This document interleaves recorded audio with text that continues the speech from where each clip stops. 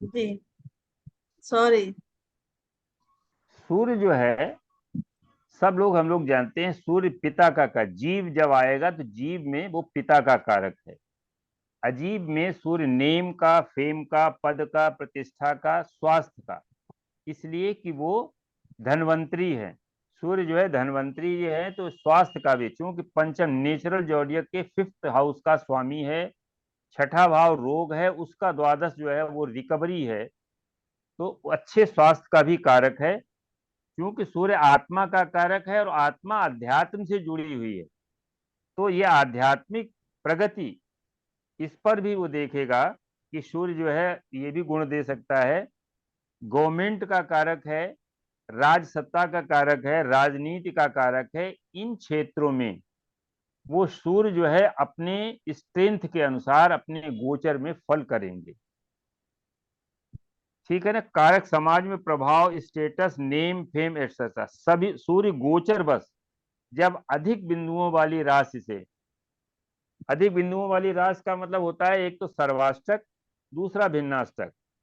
अपने भिन्नाष्टक में जिन राशियों में ज्यादा बिंदु हैं, जब वहां से गोचर करेगा तो अच्छा फल करेगा। इसके बाद साथ सर्वाष्टक में जिन भावों में 28 या इससे ऊपर जो है बिंदु हैं, वहां से जब गोचर करेगा तो भी अच्छा फल करेगा। इसी तरह से जब चंद्रमा का हम अध्ययन करेंगे तो चंद्रमा के कारकत्व, अपने कारकत्वों के अनुसार वो शुभ और अशुभ फल करेगा। चंद्रमा माता का कारक है, मानसिक स्थिति का कारक है। माँ का स्वास्थ्य भी हम इससे देखते हैं, बुद्धि को भी देखेंगे, समाज के प्रति व्यवहार, क्योंकि जनता का कारक है, नेचुरल जोडियस का फोर्थ हाउस का स्वामी है, तो समाज के प्रति व्यवहार कैसा आता है, इसकी थॉट प्रोसेस, या हम कहते हैं विचार शक्ति और परिवर्तनशीलता, ये चेंज का मेन कारक है। तो इन चीजों से संबंधित, जैसे मान लीजिए किसी को प्रोफेशन हमें देखना है, और सूर्य जो है राहु के ऊपर से गोचर, चंद्रमा राहु के ऊपर से गोचर कर रहा है, तो चंद्रमा राहु जब भी मिलेंगे तो ये चेंज करा देंगे, प्रोफेशन को चेंज करा देंगे, प्लेस को चेंज करा देंगे, ट्रांसफर करा देंगे। उसको अगर कुछ नहीं होगा तो ऑफिस में टेबल ही चेंज करा देंगे, तो चेंज का कारक है।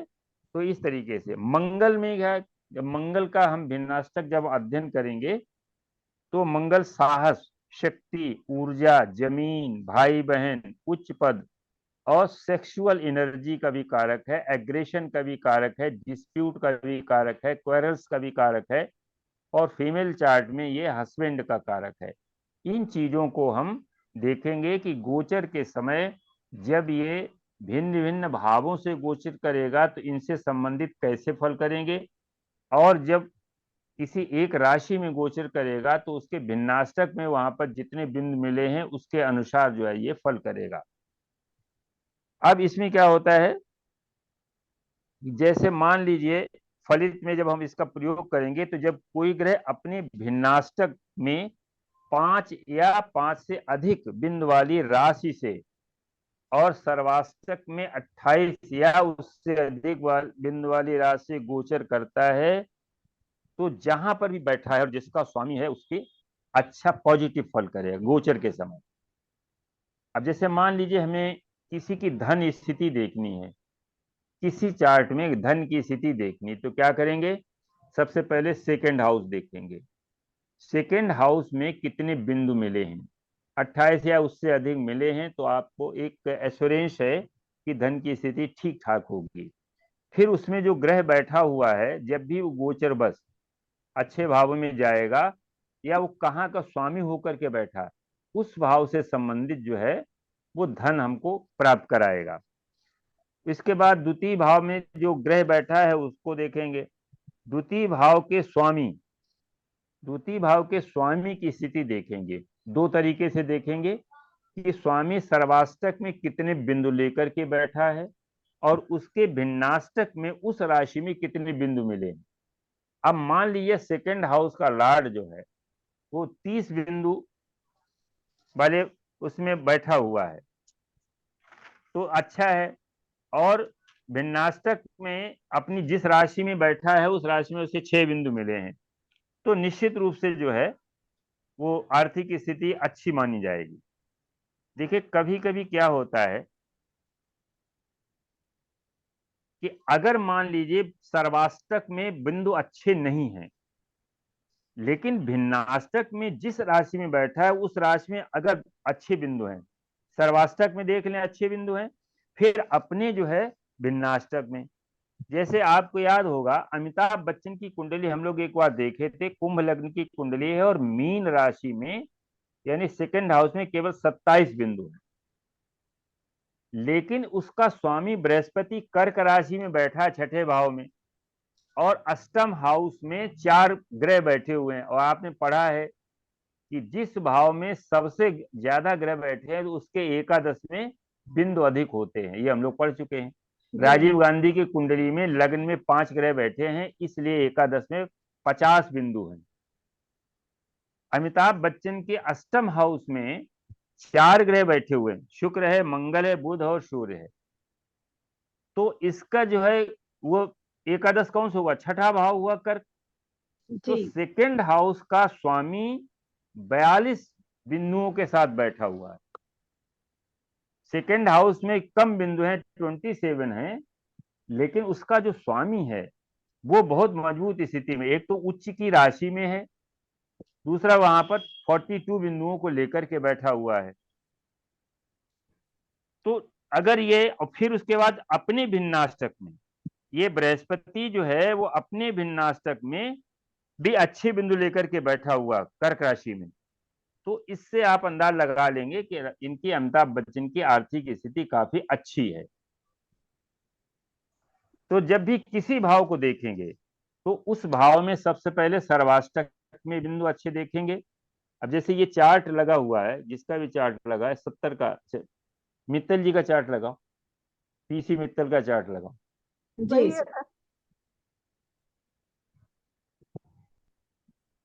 जी ये लग गया। अब देखो इसमें क्या है कि इनके सप्तम हाउस में जो है ज्यादा बिंदु होने चाहिए। कर्क राशि में कितने बिंदु, 32 है। जी क्यों, क्योंकि नाइन्थ हाउस में 3 प्लेनेट बैठे हुए हैं। जी जिस भाव में ज्यादा प्लेनेट बैठे होते हैं उसके एकादश में अधिक बिंदु होते हैं। यहाँ पर सर्वाधिक बिंदु जो है वो कर्क राशि में है, 32 है, और किसी में 32 बिंदु नहीं है। मकर कुंभ राशि में में भी 11 है, 32 बिंदु हैं। कुंभ में 11 है, कुंभ में ज्यादा है। 36 है, कितने हैं, 36। कुंभ में 36 हैं। फिर कुंभ में कैसे 36 हो गए भाई,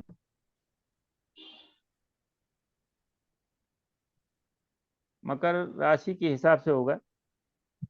तो अब देखो जैसे आर्थिक स्थिति अब इनकी देखनी है, तो सर यहाँ तीन पर कुंभ में, उस हाउस से 3 6 11 में ज्यादा नंबर होते हैं ना सर, इसलिए कुंभ में ज्यादा हो गए। हाँ 3 में बिंदु हैं और 6 में बिंदु हैं और 11 में तो एक ही है। नहीं सर, कुंभ में 36 है ना, वो मतलब भाग्य स्थान में 3 प्लैनेट बैठे हैं ना, तो उससे थर्ड 6 और 11th में ज्यादा नंबर होते हैं ना। हाँ तो आर्थिक स्थिति, अब देखिए इसका जो स्वामी है वो शनि है। शनि बैठा है कन्या राशि में, कन्या राशि में बिंदु हैं 29, तो ये भी ठीक है। हाथ कुंभ हाथ मिलाएंगे, राशि में सबसे अच्छे बिंदु हैं हाथ मिलाएंगे। कन्या राशि में, हाँ ले पहले। कन्या चल राशि हाँ में हो गया। बिंदु अच्छे हैं। अब हम देखते हैं कि शनि का जो भिन्नाष्टक है, शनि का भिन्नाष्टक में जब हम देखेंगे तो गुरु शनि के भिन्नाष्टक में कन्या राशि में 5 बिंदु हैं। ओ, तो ये तीनों जरा तरीके से, ये तीनों तरीके से एट पार जा रहा है, तो आर्थिक स्थिति अच्छी मानी प्याज काट जाएगी। ले, प्याज काटना। अरे प्याज नहीं यहाँ चलता है भाई, घर गृहस्थी बहुत चलाती हूँ मंजरी जी, म्यूट कर लिया करो, सुना करो, जब बोलना हो तो अनम्यूट कर लो। बच्चा कहता दादी हाथ मिलाएंगे, दादी कहते प्याज काट लो।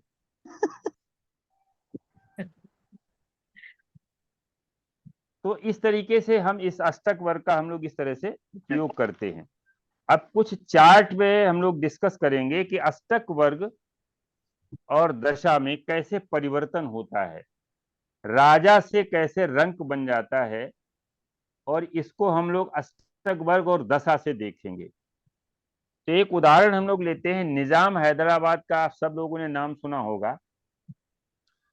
उस समय जो है निजाम हैदराबाद के पास, कहते हैं विश्व में, इंडिया में तो नहीं, विश्व के अनेक देशों में इतना सोना नहीं था जितना निजाम हैदराबाद के पास गोल्ड था। भारत के किसी भी राजा के पास अगर सर्वाधिक गोल्ड था तो निजाम हैदराबाद के पास था। और उसके बाद क्या हुआ, जब इनका राज जो है गया, तो सबसे पहले तो क्या हुआ कि जब ये मिलाई गई रियासत, तो इनको हेड बना दिया गया। आंध्र प्रदेश जो बना उसका इनको गवर्नर या राज्यपाल जो भी बनाया गया हो। लेकिन जब चुनाव हुआ, चुनाव होने के बाद ये वहां से उस पद से हटा दिए गए, तो राजा से रंक हो गए।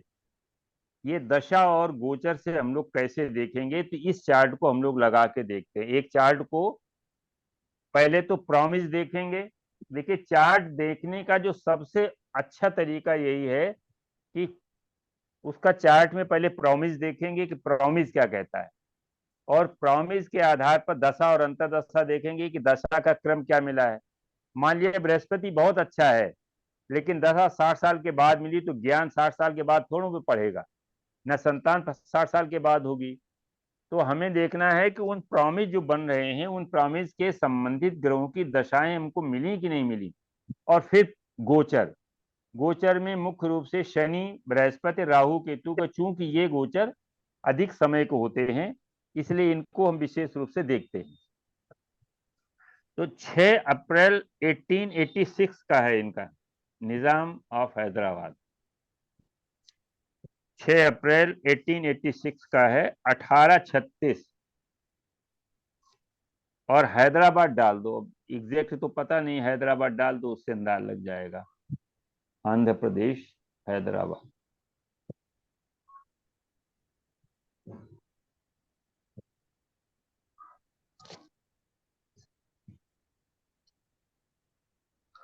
देखिए, जब भी प्रॉस्पेरिटी हम धन को देखेंगे, तो धन हमारा सेकेंड हाउस से है और 11th का संबंध। जब हम एसेट्स देखेंगे तो एसेट्स को हम 4th हाउस से देखेंगे। जिसके 4th हाउस में अधिक बिंदु हैं, निश्चित रूप से मानिए कि उसके पास फाइनेंस के साथ साथ एसेट्स भी हैं। एसेट्स माने वो अचल संपत्ति, मकान हो सकता है, दुकान हो सकती है, वाहन हो सकते हैं। तो ये एसेट्स जो है 4th हाउस से देखते हैं। 4th हाउस गेन का भी है, सिंहासन का भी है, पद प्राप्ति के लिए सिंहासन का।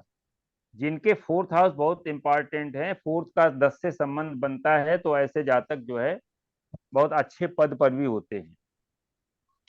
जैसे अभी हम लोगों ने देखा था उसका, चलो चार्ट अभी नहीं लेते हैं। तो यहाँ का जरा इनका देखिए, सेकेंड हाउस में तुला राशि पड़ी है। तुला राशि में भले ही बिंदु कम है, लेकिन इनके 4th हाउस में धनु राशि में 31 बिंदु हैं। लेकिन इसमें सॉफ्टवेयर दूसरा बता रहा, हमारे वाले सॉफ्टवेयर में धनु राशि में कन्या का है, तुला का इनका आया। भाई तुला लग्न बनाओ, थोड़ा बढ़ा दो, जी सर। टाइम थोड़ा सा बढ़ा दो, 6, 18, 40 कर दो। 19 में आ जाएगा। हाँ तुला, चलो ठीक है। हमें तो अष्टक वर्ग से, लेकिन दशा बदल जाएगी, दशाएं तो अंतर पड़ जाएगा। चलो देखते हैं कितना अंतर पड़ता है। मिश्रा जी, हाँ हैदराबाद को जी, तमिलनाडु डालिए, शायद उससे वो पता है, आंध्र प्रदेश और तमिलनाडु में तमिल डिफरेंस होगी। तमिलनाडु है कहाँ ना है? भी है। हैदराबाद तो यही है, आंध्र प्रदेश तेलंगाना, में है। तेलंगाना। तेलंगाना, तेलंगाना। तेलंगाना, चलो तेलंगाना डाल दो भाई, तेलंगाना डालना पड़ेगा तब आएगा वो। स्टेट तेलंगाना। हाँ, तमिलनाडु। तेलंगाना है ही नहीं सॉफ्टवेयर में। चलो आंध्र ही तमिलनाडु। डालो। आंध्र ही आएगा तो फिर। भी बनाए ना राज्य। आंध्र ही आएगा। तो वो आंध्रा का डिफरेंस हो गया ना, अभी तो सब इधर उधर थोड़ा टाइम का डिफरेंस कर दो।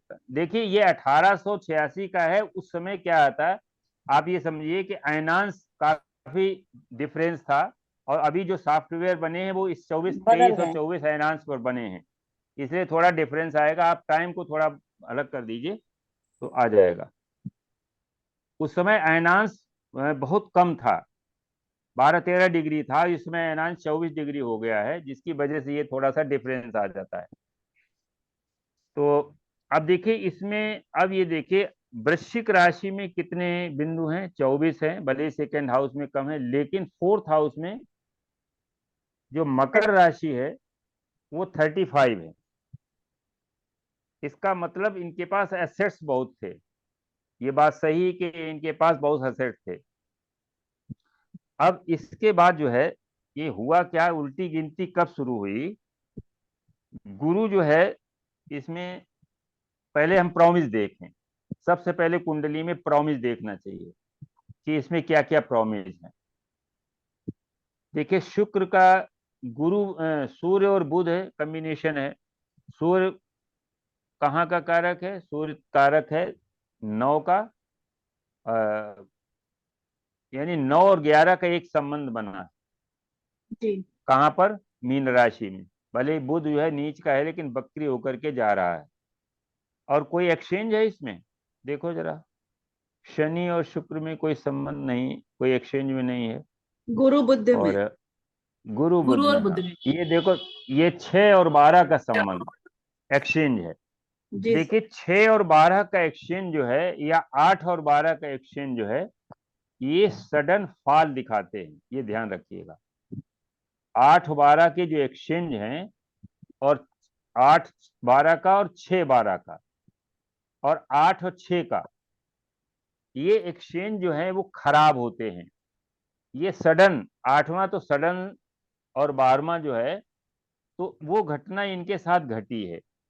देखिए यहाँ पर राहु जो है वो लाभ भाव में बैठा हुआ है, तो लाभ तो कराएगा, लेकिन जब राहु खराब भावों से होकर के गुजरेगा कम, तो ये राहु है, शनि है, मंगल है और केतु, ये 4 जो प्रॉब्लम क्रिएटर प्लैनेट हैं, जब भी ये कम बिंदु वाली राशियों से गोचर करेंगे तो निगेटिव फल करेंगे।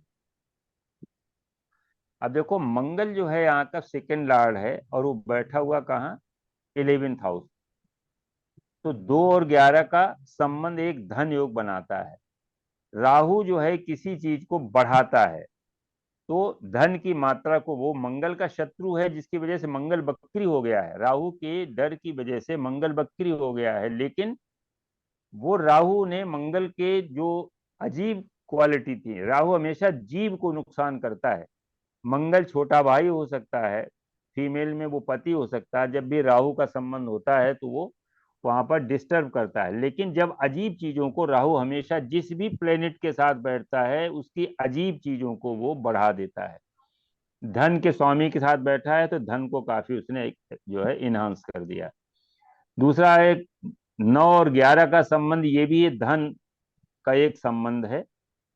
और शनि जो है आपका 4th लॉर्ड है, और वो 9th में बैठा है, तो ये केंद्र त्रिकोण का संबंध बना करके एक राजयोग बनाता है। गुरु जो है वो 12 का और 6 का संबंध बना रहा है, जो एक विपरीत राजयोग बनता है। 6 और 12 का संबंध विपरीत राजयोग भी बनाता है, लेकिन सडन नुकसान भी करता है। शुक्र जो है अष्टमेश होकर के पंचम में बैठा है, केतु के साथ में है, तो संतान से संबंधित कुछ न कुछ परेशानी भी देता है। अष्टम का पंचम से संबंध जब भी बनता है संतान को दिक्कत आती है। तो प्रॉमिस धन के लिए अच्छे हैं, राजयोग भी है और धन योग भी है। तो हम प्रॉमिस को देखेंगे। अब इसको जो अष्टक वर्ग को भी देख लेते हैं कि 9, 10 और 11 में अच्छे बिंदु हैं। नवम हाउस में जो राशि पड़ी है वो मिथुन राशि पड़ी है, तो मिथुन में है 30, फिर इसके बाद कर्क में है 31, और सिंह में है 32। तो एक सामान्य नियम हम लोगों ने पढ़ा था कि अगर 9, 10 और 11 में बढ़ते क्रम में अगर बिंदु हैं, तो ऐसा जातक काफी हाइट पर होता है, यानी फाइनेंशियली और सोशली काफी रिकॉग्नाइज्ड होता है। तो वो भी इसमें एक नियम जो है वो हम लोग पढ़े हैं, वो अष्टक वर्ग का नियम लगता है, 9, 10, 11 में बढ़ते हुए क्रम में बिंदु हैं। फोर्थ हाउस जो है जहां से हमारा जो है उसमें सर्वाधिक बिंदु हैं। अब इसमें जो है शनि की दृष्टि भी है पंचमेश। अब देखिए जो धन योग हम लोग पढ़े थे उसमें पढ़ा था कि 2, 11, 9 और 5 इनका संबंध अगर बनता है तो प्रबल धन योग बनता है। द्वितीयेश एकादश भाव में है, पंचमेश नवम हाउस में है और वो उसको देख रहा है, तो संबंध का बनेगा 2, 11, 5 और 9 का सीधा सीधा संबंध बन गया। पंचमेश नवम हाउस में बैठ करके द्वितीयेश मंगल को 11th हाउस में देख रहा है, तो 2, 5, 9, 11 एक प्रबल धन योग, तो ये भी बन रहा है। अब D10 में जरा देखते हैं क्या होता है। D10 में कोई ग्रह ना तो दशम में है ना लग्न में है।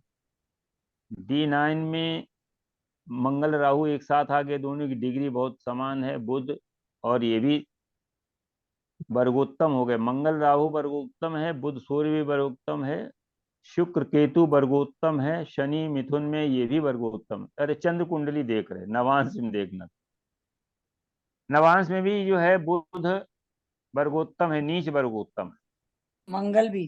मंगल भी। हाँ, और अष्टम मंगल भी जो है वर्गोत्तम है। शुक्र शनि मकर राशि में आ गए हैं तो ये एक अच्छा, ये भी एक धन योग। शुक्र शनि जब भी आते हैं तो धन योग बनाते हैं, तो अच्छा है।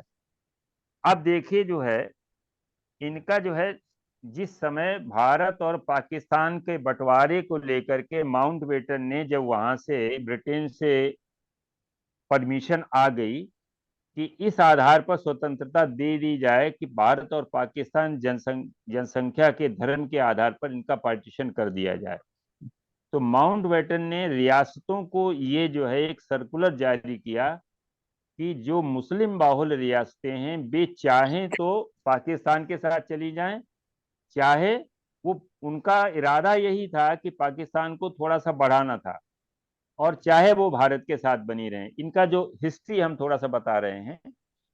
तो निजाम ने, जो कट्टर मुसलमान थे और जिन्ना के बड़े दोस्त भी थे, ये जिन्ना ने इसको प्रोत्साहित किया कि तुम अपना जो है विलय पाकिस्तान में कर लो। लेकिन एक समस्या ये थी कि आंध्र प्रदेश जो है और पाकिस्तान के बीच में सीधा कोई मार्ग नहीं था जिससे सीधा संबंध स्थापित हो सके। अब उसको जाना था, जो आंध्रा से जब जाएगा पाकिस्तान के लिए, चाहे वो पूर्वी पाकिस्तान जाए चाहे पश्चिमी पाकिस्तान जाए, वो कई अन्य स्टेट से होकर के उसको जाना था। तो इसने क्या किया, एक तरकीब चली, इसने कहा अगर हम गोवा को खरीद लें, तो इसने उसमें पुर्तगालियों का गोवा पर साम्राज्य था, तो पुर्तगालियों के बहुत बड़ा धन का जो है ऑफर दिया कि हमारा ये धन लेकर के, वो चूंकि एक टापू था, उसको तुम हमको बेच दो, तो हम समुद्र के माध्यम से जो है पाकिस्तान में अपना जो है संबंध बना लेंगे। लेकिन वो उस समय जो है भारत के दबाव में पुर्तगालियों ने वो इनका समझौता माना नहीं। उसके बाद 1946 में जब ये घटना गई, तो 1947 के बाद क्या हुआ, जब गृह मंत्री सरदार पटेल हुए तो उन्होंने तुरंत सेना भेजी, और सेना भेज करके इनको दबाव इनके ऊपर बनाया कि you merge in India, Bharat में अपना मर्ज शुरू कर दो। लेकिन चूंकि वहां पर बहुतायत में मुस्लिम जनसंख्या बहुत थी, तो इतना ध्यान रखना पड़ा कि जब ये उनको मर्ज हो गया तो ये जो आंध्र प्रदेश बना उसका हेड इनको बना दिया गया। अब वो क्यों बनाया गया कि देखो गुरु जो है सूर्य आमने सामने है, गुरु जो है सूर्य को देख रहा है, तो इनकी पोजीशन वहां तक जो है वो गुरु ने काफी मेंटेन की।